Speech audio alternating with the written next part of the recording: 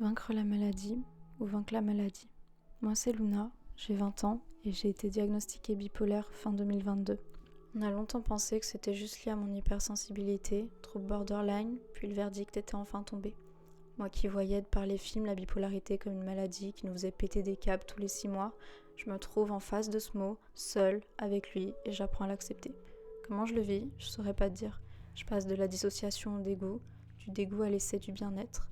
Donc je vais me maquiller, essayer de rendre ma gueule plus acceptable. On commence avec de l'anti-cerne pour masquer mes insomnies, mes nuits que je passe à overthinker. Puis après, on estompe tout ça, histoire que ce soit pas de trop. Tu sais, la société, elle aime pas quand c'est trop. Après, on met du mascara pour avoir des beaux yeux. Sinon, maman va voir que je suis fatiguée. Puis il faut pas inquiéter papy-mamie. Et ensuite, on met un peu de paillettes. Ouais, c'est compliqué. Tout ça pour avoir une petite crise d'euphorie pendant quelques secondes, se regarder dans le miroir, se recoiffer, puis passer d'un coup à une crise de larmes. J'extériorise comme ça, à moitié de temps en temps. Je me sens un peu vive quand je pleure. C'est dérangeant parce que j'ai mal et en même temps, je me libère. Je sais pas si ça me fait plus de bien que mal, mais bon, on fait comme on peut. Là, tout de suite, j'ai 2 options qui viennent à moi. Ou dormir, ou faire un live. Je suis sur les réseaux depuis un an, petite streameuse et musicienne, Lunita Dream, suivie par bientôt 65 000 abonnés formidables. Je lance des lives à tout va, à toute heure, non-stop, et des fois pendant 8 heures entières. Je souris, je ris, mes faces calmes quoi. Sinon, je me fais entièrement maquiller, la totale alors qu'il est 3 heures du matin, avoir rangé ma chambre dans un élan d'euphorie, m'être prise une douche après 2 jours dans mon lit, phase complètement maniaque quoi. Tout de suite, tout devient beau, t'es là toi et puis plein d'autres et vous me parlez, vous vous joignez à la Dream Team, ma team Valo ou Fasmo, t'es là et derrière l'écran c'est Lunita, heureuse, pétillante, qui profite de son moment euphorique pour donner ce bien-être à tous, parce que Lunita au fond, elle préfère voir le monde heureux avant de se préoccuper du sien.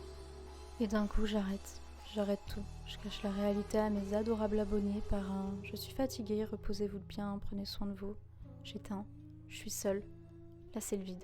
Crise de larmes pour essayer d'extérioriser un sentiment inconnu. Pourquoi je suis si dévastée? Y a pas de raison. Peut-être un surplus d'émotions. J'aurai jamais de réponse. Dans ces moments-là, il y a juste un sentiment de vide et d'incapacité à réussir dans la vie, à tout en fait. Et c'est juste horrible. On prend la trousse magique, on sort un anxiolytique, celui que le psychiatre m'a passé combiné au lithium, et puis sous la langue pour que ça agisse plus vite comme ils disent. Et là, enfin, on peut fermer nos yeux. Et puis on se réveille, 2 ou 3 heures après, doit être quoi? 4 heures du mat? La notion de temps est totalement inexistante. Subitement une envie de vomir, sûrement les effets secondaires du thymorégulateur. Tu sais, c'est ce truc qui calme mes phases les plus dangereuses, celles qui me rendent euphorique. Pourquoi? Pour calmer une addiction, et sinon ne pas être trop heureuse. Le monde d'aujourd'hui, ça le dérange d'être heureux, trop heureux. Même juste l'instant d'une crise, ça le dérange. D'aimer trop, de s'aimer trop, de trop penser. Le trop dérange. Est-ce que cela fait de moi quelqu'un de mauvais? Non, jamais. Est-ce que je suis réellement malade ou est-ce que c'est cette société qui l'est?